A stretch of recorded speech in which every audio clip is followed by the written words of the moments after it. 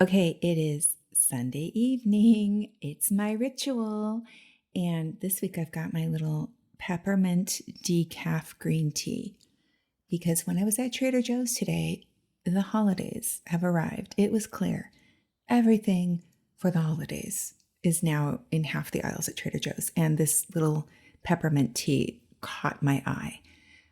So this week, my body decided it was going to enforce a pause, let's just call it that, that I didn't realize I needed.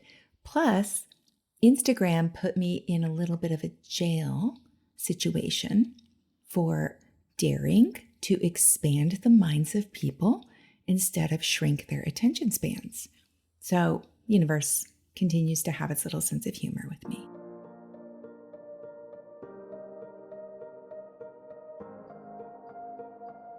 Every journey starts with a choice, and mine is a bet. For 1 year, I'm gambling on energy over strategy. No more forcing and no pushing. Just the courage to show up and see what happens when reality becomes my playground. This isn't a podcast. It's a real-time experiment in the lab of my life. Welcome to the bet.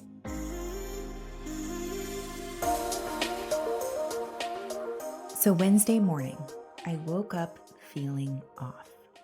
Wasn't terrible. It was just, how you feel kind of off. But it was capstone poster presentation day at the university, and my students needed me there. They work on these posters all year long, and they're so proud of them. Plus, I had meetings scheduled. So what did I do? I did what we all do. I pushed through. As I was getting ready that morning, this thought pops in my head. Watch, I'll probably get sick right in the middle of capstones. Why did I say that? Why did I speak those words? I made it through exactly one poster, one student presentation before I had to run to the bathroom and lose my cookies. Power of words, people. We are literally programming our reality with every thought we speak out loud. I basically gave my body full permission. No, I gave my body instructions to get sick at the worst possible moment. And it delivered exactly what I ordered. And I was out of commission for 2 days. It was the kind of sick where I just really couldn't even leave the bed. I was so weak, and I don't get sick very often, but when I do, my body does not mess around. Here's what I think about illness these days, especially for those of us going through massive identity shifts, which I think you're probably one of these people if you're listening to this podcast. I don't think illness is just physical. I think there's an energetic component to it. In the spiritual world, they call it leveling up. Your body literally purging the parts of your identity that no longer serve the person you're becoming. And considering the identity shifts I've had this year, this purge was right on schedule. I have been running on all cylinders for months on end, teaching full-time, building this business, recording multiple episodes, doing daily Instagram posts, and now I'm doing daily reels, my human design deep dive, planning a podcast tour, launching a new course at the university. My body said, enough. Let's go ahead and make some room here. Let's clear out what doesn't belong in this next version of you that you seem hell-bent on building. So I surrendered to it. And it meant that I had to miss giving my values talk at our university retreat on Thursday, which I had really been looking forward to. But it was one of those moments I had to make the choice because I probably could have gotten myself back out of bed on Thursday and done that. But I knew I would be doing it from this space of wanting to prove something to other people, that I can push through, that I'm strong enough. And I knew for me, The stronger choice for me, the right choice for me, was to actually give myself permission to rest. Now, if my pattern had always been calling out sick in big moments, then this would have been my opportunity to push through. But for me, the pattern was the opposite. So while I was recovering, I had to keep up with this November Reels challenge that my coach was running with 30 days of video content every single day. Now, remember, I've been doing daily posts since September, those simple screenshot posts that were finally working. In October, I kept that going. But now in November, we're adding daily reels on top of that. So I'm doing my regular posts Monday through Friday and a reel every single day. And it has been bringing up all the feelings. Everything from, holy shit, how did that get so many views? To like, F you, Instagram. You can go F right off, because I got put in Instagram jail. I created what I thought, quite honestly, was magic. I know people out there can relate to this when you put all this thought and work into something. It was actual footage from one of my morning walks, these gorgeous Arizona clouds that I'm always talking about. It also had original audio with birds chirping and this perfect, pristine morning silence. I layered in this 1-minute abundance meditation. It was a moment of pure zen that I wanted to exist in the middle of all the Instagram noise. Not only did Instagram not show this on my feed, the views completely tanked. And then, this is the best part, I got punished the next day too, even though I went back to the traditional hook presentation that we're all used to seeing. My views sucked for the next day or two, apparently as punishment for trying to expand the consciousness of people in this world. And meanwhile, after just 1 week of doing reels, I can see that the number of accounts I've reached has increased by 366% from the previous week. 366%, even though the week before I was doing daily posts then as well. So Instagram's message is very clear. Dance for the algorithm and we'll show you to a hell of a lot more people. Try to actually help people and you're going to go to the graveyard. Okay, so here's where I had to make a choice. Part of me wanted to quit when I saw this happen. I got pissed. It's like, fuck this brain rot hellhole. I think that was my exact words. I don't want to play these games. But I committed to this 30-day challenge. So I knew I was in it. And I also know myself well enough now that if there's some kind of resistance, I'm probably going to end up having to do it at some point anyway. So I reframed it. I had 2 options, right? It was either this is a brain rot hellhole that I'm forced to participate in, or number 2, I could adopt the mindset of I'm going to train Instagram what to expect from me, not the other way around. And I chose door number 2. And as soon as I did that, I swear the resistance melted because something I swore I'd never do, I did. I downloaded CapCut. I downloaded a video editing software. I started learning the basics of video editing, cuts, transitions, text overlays, all the things I swore I would never do. Why didn't I want to learn it? Anybody that's worked with me, you probably know what I'm going to say.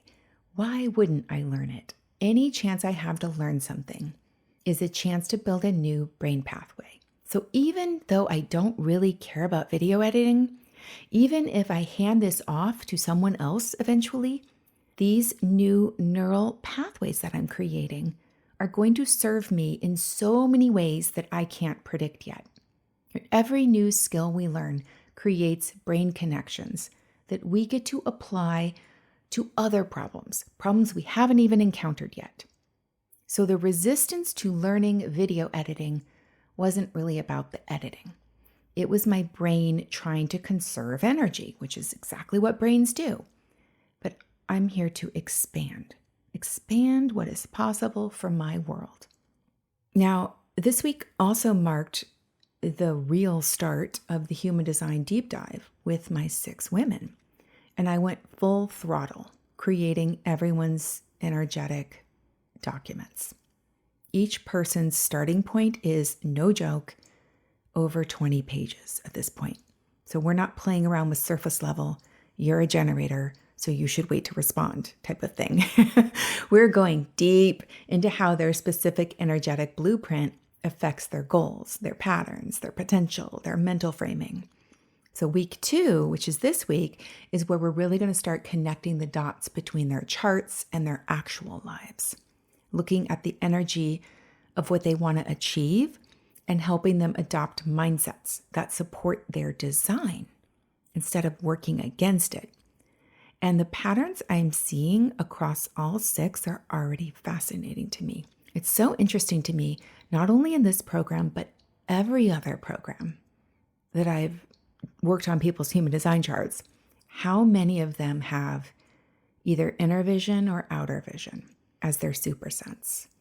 And it makes me wonder, what is it about the way I present things that attracts that sense? Just something I'm really noticing a pattern on.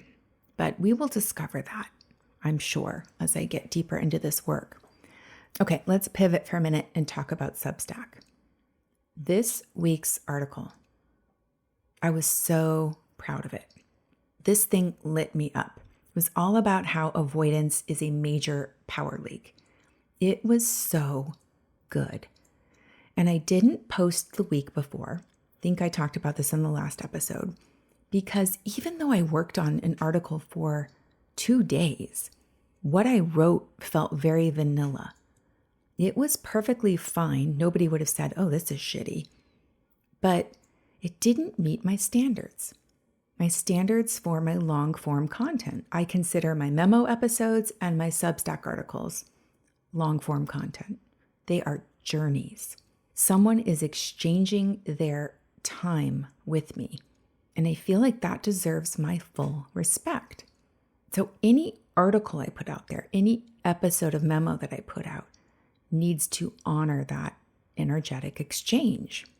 So this week's delivered on that. And in a world that I see filling itself up with auto-generated noise, I want my signal to be crystal clear. Everything I create needs to result in an increase of personal power for whoever consumes it. How can I help people find, hold, and keep more of their personal power? How can I help them understand the human operating system and lead themselves toward what they want? That is my internal metric for everything that I produce. I continue to really enjoy writing for Substack, and I want to create more space and time to have that kind of quality shine through every week. Which brings me back to Instagram for just a minute, because even though the number of accounts I am reaching there is really shooting up with these daily reels, I think it's important to make the distinction that more eyeballs doesn't necessarily mean more alignment or more quality. Reaching 300% more accounts doesn't mean 300% more of the right people. Maybe it will matter, maybe it won't. I keep coming back to this. It is my job to put out the highest quality content I can create. And it is the universe's job to put it in front of the right eyeballs. If only 2 people see something, but they're the right 2 people, then nothing else matters. Okay, now this is the part where I need to come clean about something because this has been bothering me over the last couple of weeks. I want to be honest. The podcast tour prep, I have dropped the ball with. It has completely stalled. It has been 2 weeks since I've worked on my package. And I did get sick this week, sure, but I didn't work on it the week before either because I was super busy then. So now I can see that this is becoming a pattern. And I think part of the reason I'm stalling is because I'm in this liminal in-between space with memo and my human design work. somehow they feel like separate children in my business family. Memo is this deep, mental, transformative kind of work, and human design is more of the energetic baby. And I don't see how those two fit together. I've been waiting to see if they're going to merge somehow before I go pitch myself on podcasts. Like, what am I even talking about? The neuroscience of mindset, or the energetics of human design, or how they work together? How do your brain and your energy blueprint come together? And as a manifesting generator, it's literally my energetic job description. I'm always going in multiple directions. And then somehow I find a new path through it all that no one else saw. But right now, I can't even see it yet. So I want to state this publicly. Next week, I will have an actual update on this podcast tour prep. I'm going to spend time this week working on that. No more waiting for clarity. I'm going to go ahead and trust things will be clear once I'm actually on these podcasts. So it's one of those situations where you've got to be ready to move before you can see where you're going. And also, in the next 2 weeks, I really want to bang out a bunch of Instagram content in advance, so I don't have to be creating something every single day. I want to take advantage of an energetic surge and just batch a bunch of stuff. I think that's going to feel really good to have some breathing room as we move into the holidays.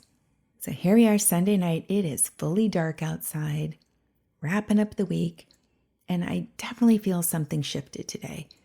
For the first time in months, I sat on my sofa and just stared out the window, letting my mind wander, imagine.